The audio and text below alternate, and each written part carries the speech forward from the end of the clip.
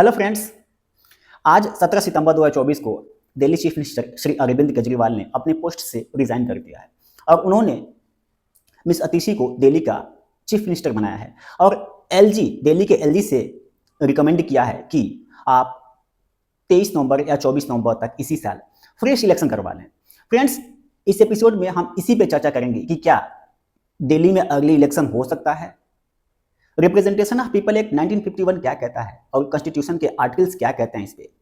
Friends, क्या UTs को भी सेम पावर दिया गया है? जैसा कि दिल्ली एक यूटी है, इस फुल स्टेट नहीं है, तो क्या यूटी को भी सेम पावर है जैसा कि स्टेट को दिया गया है? तो आइए फ्रेंड्स, इस पर चर्चा स्टार्ट करेंगे। उससे पहले सबसे पहले हम थोड़ा बैकग्राउंड पे बात करेंगे कि बैकग्राउंड क्या है।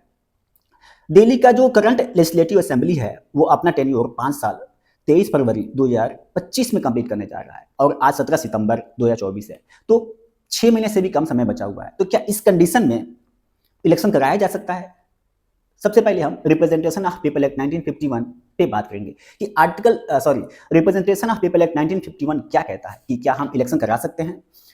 Representation of people act 1951 section 15 clause 2 states that election can't be notified less than 6 months before the expiry of its tenure।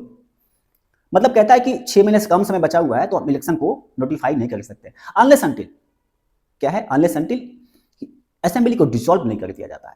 अगर असेंबली को डिसॉल्व कर दिया जाएगा तो हम इलेक्शन करवा लेंगे। फ्रेंड्स, एक बात और इसमें समझ में आता है कि अगर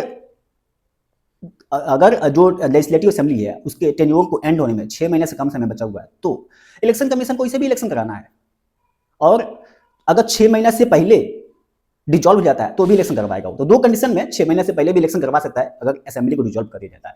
तो फ्रेंड्स, इस कंडीशन में इलेक्शन कमीशन प्रतिबद्ध है कि अभी 6 महीने से कम समय बचा हुआ है तो इलेक्शन इसे भी करवाना है अनलेस अंटिल इमरजेंसी उसमें लागू ना हो। अगर इमरजेंसी कंडीशन होता है तो उसका जो टेन्योर है 5 साल से बढ़ा के 6 साल कर दिया जाता है और 1 साल से ज्यादा बढ़ाना है तो उसमें इलेक्शन कमीशन रिकमेंडेशन देगा कि इस कंडीशन में हम इलेक्शन नहीं करा सकते हैं इमरजेंसी की कंडीशन में। ठीक है, तो फ्रेंड्स, दूसरा कंडीशन ये कहता है कि कॉन्स्टिट्यूशन क्या कहता है। क्या एक chief minister election commission of India को फोर्स कर सकता है कि आप इलेक्शन करवाओ पहले within 6 month from the expiry of its tenure और उससे पहले भी? तो फ्रेंड्स, इस संबंध में article 174 clause 2 B states that कि governor can recommend LG can recommend to president for the early election और hence can force the election commission of India to conduct election. इसका मतलब है कि एलजी अपने आप से नहीं कह सकता है कि भाई हम डिसॉल्व कर देंगे।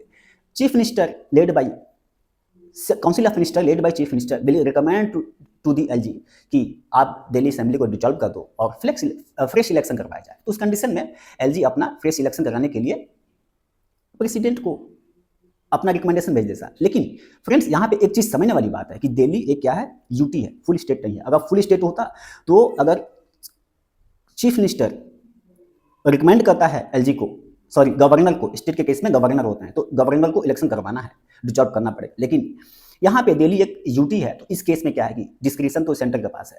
अगर चीफ मिनिस्टर ने रिकमेंडेशन भी दिया एलजी को तो एलजी भी भेज देगा किसको, प्रेसिडेंट को। और फाइनल से विल बी विथ सेंटर कि सेंटर डिसाइड करेगा कि हम इलेक्शन कराएंगे, डिसॉल्व करेंगे कि नहीं करेंगे। तो ये केस हो गया फ्रेंड्स। इसका एक जीता जाता उदाहरण है तेलंगाना चीफ मिनिस्टर 2018 में, सितंबर 2018 में रिकमेंड किया उन्होंने कि वहाँ पे जो करंट असेंबली था उसको डिसॉल्व कर दिया जाए और उसका टेन्योर जून 2019 में खत्म होने वाला था। तो 6 महीने से ज्यादा का समय था। तो अभी टेन्योर में more than 6 months was to be completed. Hence उन्होंने क्या किया, गवर्नर ने एक्सेप्ट कर लिया उसको और वहां पे फ्रेश इलेक्शन करा लिया गया था नवंबर 2018 तक की। और लेकिन दिल्ली का केस अलग है, जैसा कि हमने बताया हुआ। इस केस में फाइनल से विथ प्रेसिडेंट है, मतलब सेंटर के पास है कि इलेक्शन कराना है कि नहीं कराना है। फ्रेंड्स, इस केस में हम आगे भी चर्चा करेंगे कि देखो फ्रेंड्स, अगर दिल्ली में इलेक्शन तो होना ही है क्योंकि 23 फरवरी 2025 में दिल्ली का टेन्योर तो खत्म हो रहा है असेंबली का, तो इलेक्शन करवाना ही है, यहाँ पे इलेक्शन तो होना ही है। तो फ्रेंड्स, अभी क्या है कि अगर यहाँ पे असेंबली को डिसॉल्व कर दिया जाता है तो वहाँ पे क्या होगा, इसका इम्प्लीकेशन ये होगा कि जो करंट असेंबली है उसके लेजिस्लेचर हैं वो अपने पोस्ट पे नहीं रहेंगे, मतलब असेंबली भंग हो गया। और जो नया असेंबली बनेगा वो जैसे ही इलेक्शन खत्म होगा, जो पार्टी विन करेगी, मेजॉरिटी बनाएगी, वो उस दिन से ही मतलब नेक्स्ट असेंबली का टाइम काउंट होना स्टार्ट हो जाएगा।